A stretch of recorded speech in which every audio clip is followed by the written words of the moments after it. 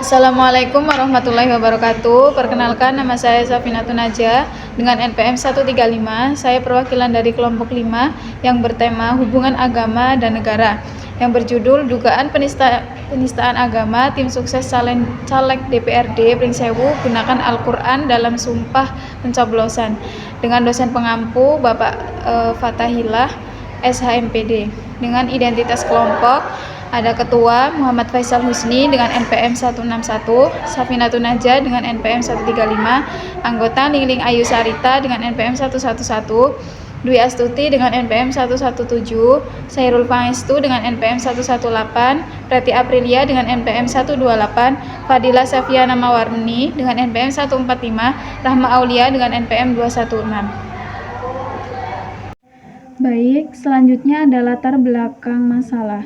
Kasus dugaan penistaan agama yang melibatkan tim sukses calon legislatif DPRD Pringsewu yang menggunakan Al-Quran dalam sumpah pencoblosan menyoroti isu penting mengenai integritas dan penghormatan terhadap simbol-simbol keagamaan dalam politik di Indonesia.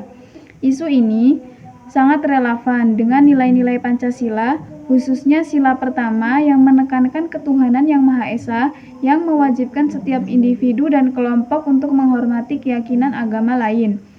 Dalam konteks Pancasila, sebagai dasar negara, penting untuk memastikan bahwa praktik politik tidak melanggar norma-norma keagamaan yang dijunjung tinggi oleh masyarakat. Idealnya, praktik politik di Indonesia mencerminkan nilai-nilai Pancasila yang mengedepankan toleransi, keadilan, dan penghormatan terhadap semua agama. Namun, keadaan saat ini menunjukkan bahwa penyalahgunaan simbol-simbol agama dalam politik masih terjadi. Kasus di Pringsewu adalah contoh nyata di mana tim sukses caleg meminta warga untuk bersumpah di atas Al-Quran demi kepentingan suara politik.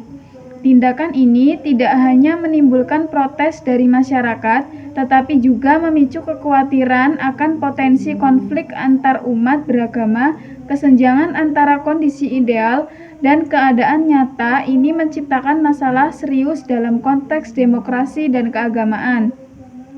Penggunaan Al-Quran dalam praktik politik dapat dianggap sebagai penistaan agama yang bertentangan dengan prinsip-prinsip Pancasila.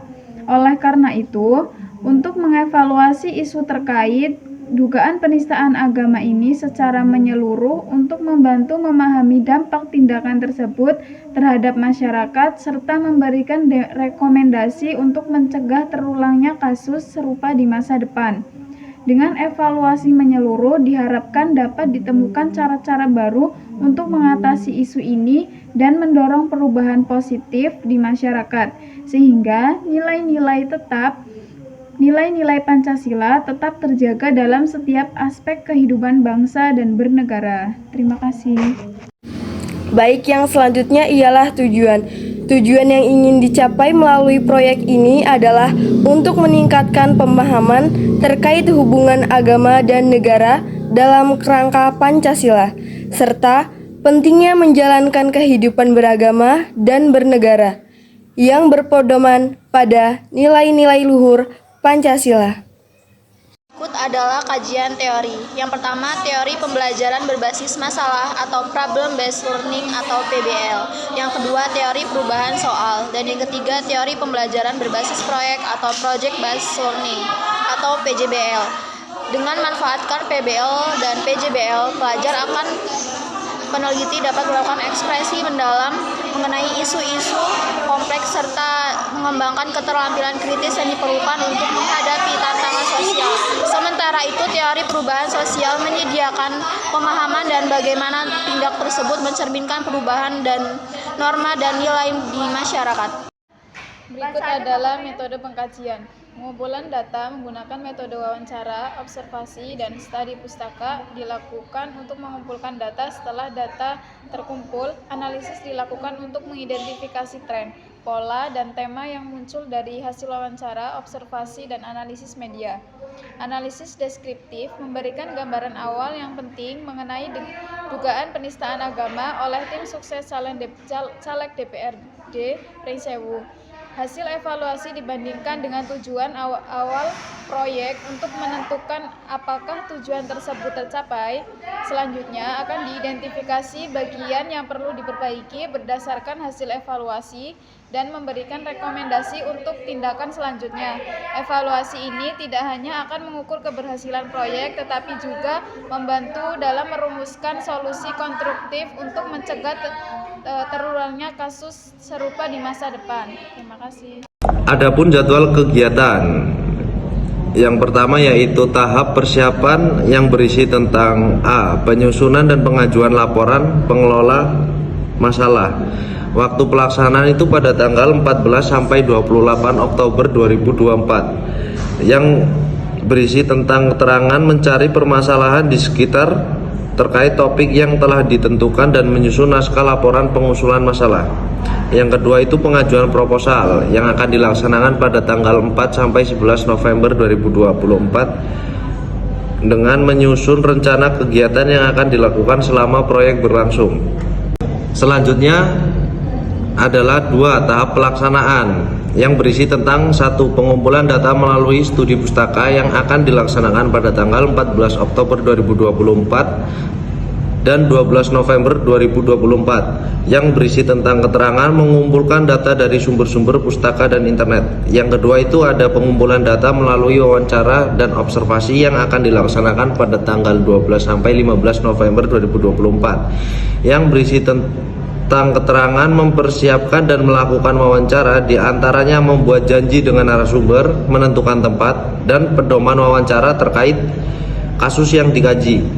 Yang ketiga itu ada analisis data yang akan dilaksanakan pada tanggal 15 November 2024 yang berisi tentang menganalisis data yang telah diperoleh dari hasil pengumpulan data. Yang keempat itu evaluasi data yang akan dilaksanakan pada tanggal 16 November 2024 yang berisi tentang keterangan mengevaluasi keberhasilan proyek. Yang kelima itu ada tahap penyusunan portofolio yang akan dilaksanakan pada tanggal 16 November 2024 yang berisi tentang keterangan menyusun portofolio hasil proyek. Dan yang terakhir itu ada pelaporan hasil kegiatan dan showcase permasalahan yang dikaji yang akan dilaksanakan pada tanggal 25 November 2024, menyusun keseluruhan laporan dari semua kegiatan yang telah dilaksanakan. Selanjutnya itu ada rencana anggaran belanja kegiatan. Yang pertama itu ada print out pedoman wawancara, itu berjumlah 4, harga per unit itu adalah 1.000, jadi totalnya itu ada 4.000. Yang kedua itu print out pedoman observasi, itu jumlahnya ada 4 juga, harga per unit itu 1.000, jadi totalnya itu 4.000. Selanjutnya fotokopi pedoman wawancara, itu ada 8, dan harga per unitnya itu 250 perak, jadi 2.000. Yang keempat ada fotokopi pedoman observasi. Nah, itu jumlahnya ada 8. Harga per unitnya 250 perak, jadinya 2.000 juga. Yang terakhir ada portofolio tampilan. Itu jumlahnya ada 1. Harganya per unit itu 30.000. Jadi totalnya itu 30. Kalau ditotalin semuanya adalah 42.000. Terima kasih.